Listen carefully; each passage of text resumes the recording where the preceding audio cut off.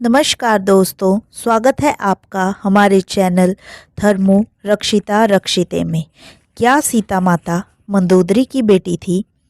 सीता माता के जन्म से जुड़ी हम ऐसी ही एक प्रचलित कहानी आपको सुना रहे हैं। एक बार लंकापति रावण के तप से खुश होकर भगवान ब्रह्मा उसे वरदान मांगने को कहते हैं।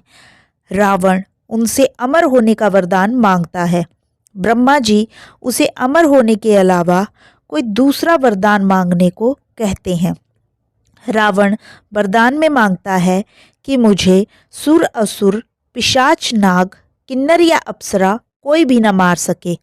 रावण मनुष्य द्वारा ना मारे जाने के बारे में नहीं बोलता है, क्योंकि वो मनुष्य को तिनके के समान समझता था। वरदान पाने के बाद रावण हर तरफ तबाही मचाना शुरू कर देता है। एक दिन वो दंडकारण्य नामक जगह पहुंचता है, जहां ऋषि मुनियों का निवास था।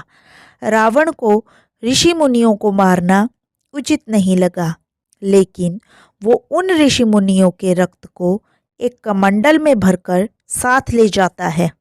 वो कमंडल गृत्समद ऋषि का था, जो पुत्री की लालसा में माता लक्ष्मी से प्रार्थना करते थे कि वो उनके घर पुत्री के रूप में जन्म ले। इसलिए गृत्समद ऋषि रोजाना पूजा पाठ के दौरान पवित्र मंत्र पढ़कर दूध की कुछ बूंदें कमंडल में डाला करते थे, जिसमें रावण रक्त भरकर अपने साथ ले गया था। रावण कमंडल को लंका ले गया और वो पहुंचकर कमंडल अपनी पत्नी मंदोदरी को देकर कहता है, ये विषैले रक्त से भरा है, इसे संभाल कर रखना और किसी को मत देना।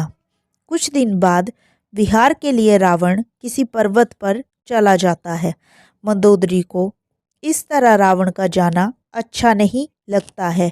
वो मृत्यु प्राप्त करने के लिए कमंडल से भरे विष का पान कर लेती है। कमंडल के रक्त को पीने के कुछ समय बाद मंदोदरी गर्भवती हो जाती है। गर्भवती होने के बाद मंदोदरी घबरा जाती है कि महल में मौजूद अन्य लोग उसके बारे में क्या सोचेंगे। फिर मंदोदरी तीर्थ यात्रा का नाम लेकर कुरुक्षेत्र चली जाती है। वहाँ मंदोदरी एक बच्ची को जन्म देती हैं, लेकिन लोक लाज के चलते वो उसे एक कलश में रखकर जमीन में दफना देती है। कुछ दिनों बाद राजा जनक भी कुरुक्षेत्र जाते हैं। जब वो जमीन में हल चलाते हैं तो उन्हें वहाँ कलश मिलता है, जिसमें मंदोदरी ने बच्ची को रखा था। बच्ची को कलश से निकालते ही आसमान से फूलों की वर्षा होने लगती है और साथ में आकाशवाणी भी होती है। आकाशवाणी में राजा जनक द्वारा उस कन्या के लालन पालन की बात कही जाती है। हल के सीत यानी कि हल के आगे का नुकीला भाग से टकराने की वजह से कलश मिला था, इसलिए राजा जनक ने कन्या का नाम सीता रखा। दोस्तों, अगर आपको हमारी ये कहानी पसंद आई हो तो हमारे वीडियो को लाइक करें और हमारे चैनल को ज़रूर सब्सक्राइब करें। राधे राधे।